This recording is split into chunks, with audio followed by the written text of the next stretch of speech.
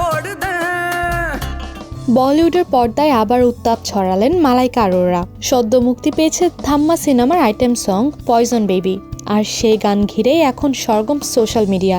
কারণ এক ফ্রেমে দেখা গেছে দুই আলাদা জেনারেশনের দুই স্টাইলিশ অভিনেত্রীকে, মালাইকা আরোরা ও রাশমিকা মান্দানাকে। তবে কার পারফরমেন্স বেশি নজর কাড়ল তা নিয়ে শুরু হয়েছে চর্চা।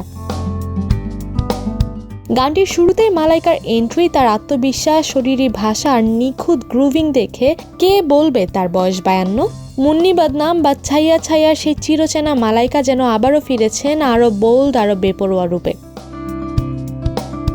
গানের শেষ ভাগে এসে দেখা মেলে রাশমিকা মান্দানার। তিনি যোগ দেন ডান্স ফ্লোরে, রাশমিকার সঙ্গে তাল মিলিয়ে নাচতে থাকেন। কিন্তু দর্শকদের বড় অংশের মতে রাশমিকা যতই জনপ্রিয় হোক না কেন, মালাইকার গ্ল্যামার ও কারিশমার সামনে তিনি কিছুটা ম্লানি থেকে গেলেন। একেবারে পার্টি অডিয়েন্স টার্গেট করে বানানো এই গান ইতিমধ্যেই ইনস্টাগ্রাম ও ইউটিউবে ভাইরাল।